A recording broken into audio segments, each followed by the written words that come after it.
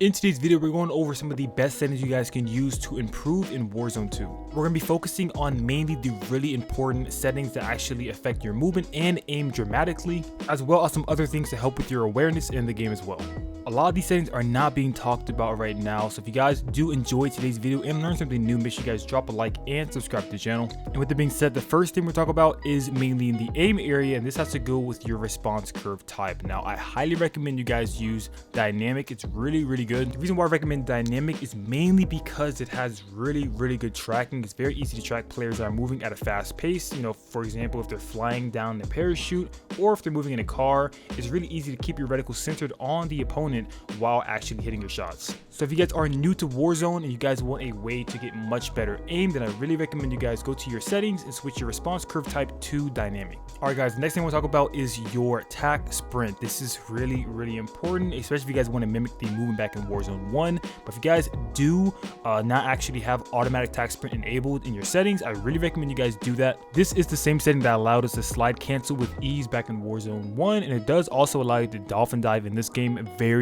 smoothly and consistently. So if you guys don't have this enabled, make sure you guys go ahead and slap that on. Not only is this a really good setting for movement, but it also increases the lifespan of your controller, because if you guys don't know, the analog sticks are probably some of the most fragile, if not the most fragile piece of the controller. So if you guys are just pressing down over and over again on your left joystick, eventually it's probably going to break, or it's going to have a lot of stick drift. So if you guys are like not doing that as much, it's definitely going to increase the lifespan of the controller. Back in Warzone 1, when I used a regular controller and did not have automatic tac sprint on, I probably went through like 3 controllers within 3 months. So I had to get a new controller every month, but as soon as I switched to automatic tac sprint, I still have the exact same controller to this day. Alright guys, the next thing I want to talk about is actually really important as well, and this is inverting your dolphin dive and slide mechanic. This is actually something that is kind of controversial. You don't have to do this. It's not going to make you, that much better or that much of a difference, but in my opinion, I feel like it's really nice to be able to just tap circle and dolphin dive instead of having to hold circle. Especially with the fact that sliding is basically irrelevant in this game. It's really no use of sliding. You can't slide cancel, and when you do slide, you can't shoot, you can't, jump, you can't move. So therefore, I would much rather dolphin dive by tapping circle versus sliding. So this one is pretty optional, but I feel like this setting is actually a very good way to have much more fluid movement. Alright guys, the last thing we'll talk about in today's video is your aim assist type. Now, I personally still use Black Ops from back in the beta. Black Ops was actually known to be really broken. It was really good, had like the craziest amount of aimbot and sticky aim ever. So sticky to where you could basically feel your aim assist pulling onto players through walls, which was really crazy. So if you guys aren't using Black Ops right now, you guys are probably at a huge disadvantage. If you guys have ever played a Black Ops game, you guys know that there is a lot of aim assist in those games. But that's basically all I have for today's videos for the best tips to improve in Warzone 2. If you guys have any questions or any recommendations for other tips, make sure you guys let me know down in the comment section below. And with that being said, I hope you guys enjoyed today's gameplay. I will see you guys in the next one. Peace, love, and understanding always.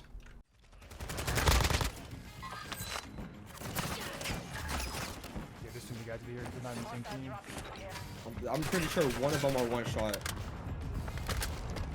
They already played it up.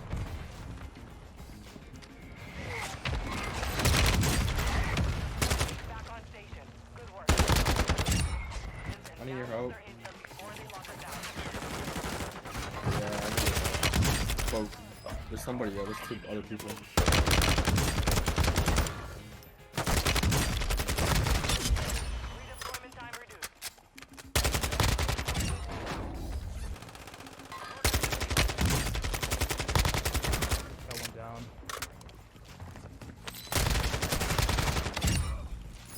I shot my bag in the water. Yep, I'm looking.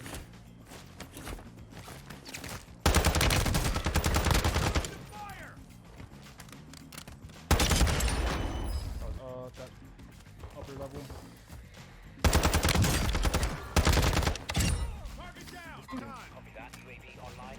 Going up the ladders? Nah. Oh, it's crouch scanning. I don't know what he's up to. Yeah, we'll take this staircase thing. Enemy dropping into the AO.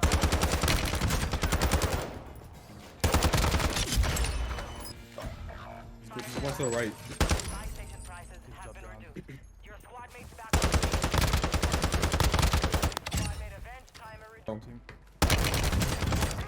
Oh, really, bro? Beneath. I don't know exactly how deep, but Yeah. what is this guy doing? Oh, there's two. One's ghosted. I can't get in. Hostile dropping into the area.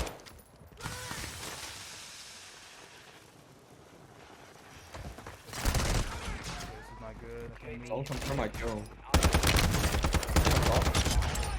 I got one of them. I don't know where that two went. I think Death got one of them. Yeah. Oh no, it's here. All these guys getting any audio. These guys fighting over here. Incoming. I'll take small caliber rounds. Wait, dude, I didn't hear this guy fly in. Oh my god. Thank god I'm just actually better. Oh, exactly where was that? The audio was so bad right there. Oh my god, bro. Woo! Alright, I'm one off of a 20. I just need one from this last team. Right here, right here. Sorry. I didn't pick his teammates, but you can have the other two. Yeah, try to kill them all and. What? No! I told you! That fast.